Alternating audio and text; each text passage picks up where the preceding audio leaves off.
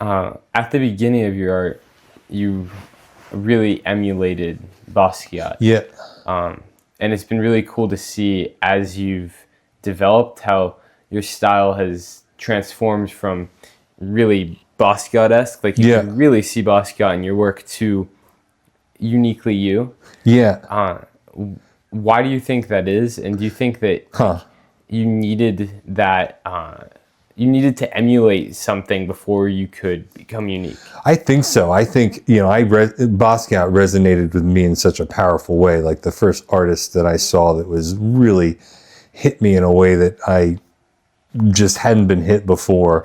And he taught me many things about like not making mistakes. He would just kind of cover things up and redo them. And he taught me many things about like just being able to find your own style. So for a while, certainly he was my vision of kind of, but like, you want to run away from that because nobody wants to be, I don't want to be compared to another artist. Right, I want to be Bunkt. Yeah. I want people to say, "Hey, your stuff looks a lot like Bunkt." So he was an inspiration. And when I went to France, to Paris, to the Louis Vuitton Museum to see a Basquiat show from his earliest works to his last work before he died. Yeah. I've not been the same since that. Just seeing his art close up and how he did things just really taught me to be less afraid to make mistakes. Like, and just to go with it. And if something doesn't look right, you just cover it up or you make it something you want to. But the freedom to just make art without feeling like you're tied to rules, without feeling like you're tied to a certain style. You can just do what comes naturally. Yeah. And it's a thrill to kind of go into things so confidently and knowing that you can't make mistakes. That's the confidence piece. I was about to say that, like, I'll talk to you about your sketchbook and what you're doing, or a piece or a painting, and you're like, yeah, it's not great right now, but I'll figure it out. And you never, no matter how like offline it is from what you want it to become, you know that you're going to turn that mistake into a great final product. Yeah, it'd be a great way to live life. And if I could live the rest of my life like I live as an artist, I think, my life is pretty great, but I think I'd be even happier. The ability to be so confident in what I do, to be so resilient in something, to kind of keep at it day after day after day, and to really want something, to be really proud of it, to want to show it to people. It's been pretty cool. Yeah. Yeah. I would, like, you do that in your art. You are, I think about your artistic process for each and every painting, and you have that in your art as a whole, as a hobby as well. Everything you just said, that confidence that it will work out. Do you have that in your art career? Oddly enough, yeah. Like even though it's been slower than, I think maybe naive when I first began about how I think naively I thought it wouldn't be as hard to make like a bigger impression on the world. Yeah.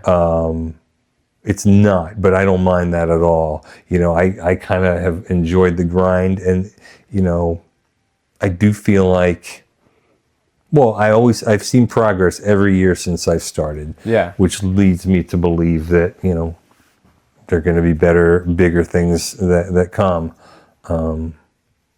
But that not being the big goal, but it certainly would be fun. Yeah. Yeah. Exactly. Yeah.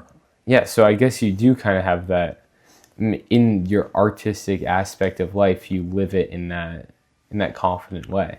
Yeah. In my artistic life, I do. And do you think that's why it is so addicting? The feeling you get from it? Oh, for sure. That's one of the huge things. I mean, when I finish something that I love, like it's, and it comes together in like this story and everything's, she's so cute, and everything just comes out so perfectly. It is it's such a thrill. And when I hang my stuff up in a restaurant and see people just eating with all my art up on the walls, or music playing like a band and my stuff in the background, it's a complete thrill. Yeah, and proud. I bet. Yeah. Do you take those moments to really feel the joy of it? Probably not. I quickly, Krista gets on me because I very quickly kind of absorb something and then want to move on to what's next. I finish a painting and you see this, like, not 2 minutes later, I'm starting something else. Like, I think one of the things I could do, I've been told by people, is just to kind of appreciate it. Yeah. Appreciate what I've done, to be an artist in only doing this a couple years, and to have sold like I have, and to have it up in all these places, to not always need more, to be okay with kind of how it's going right now, and but you mix that with the drive for more. I don't know. It can be a little complicated to be satisfied right now, but also have this drive to want more. Yeah. Yeah. I think you just perfectly described, like, the basis of this podcast. Oh, nice. I call it the duality between gratitude and ambition, where you can be, the goal is to be satisfied with what you have right now while working towards a higher goal. Yeah. But I think it's one of the things that people say the most often that's actually in practice the least. I deal with the same thing. I mean, as my dad, that I'm always on to the next thing. I'm always pushing for more. Yeah. It's really hard to appreciate what you've accomplished when you are so driven. And you can always appreciate that thing intellectually, but it's hard to feel that physiologically. Yeah, it really is.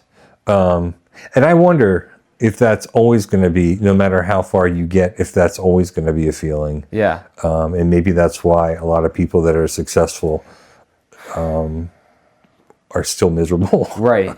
The key is, I think, is being satisfied with what you're doing. Yeah. Yeah. But I also think that sometimes we can trick ourselves into thinking the result is what's going to bring us joy, when really what we derive the joy from is the process of it. That's so true. Yeah. Yeah, it's a good point. So you might think, I need to finish this painting, it'll make me feel good.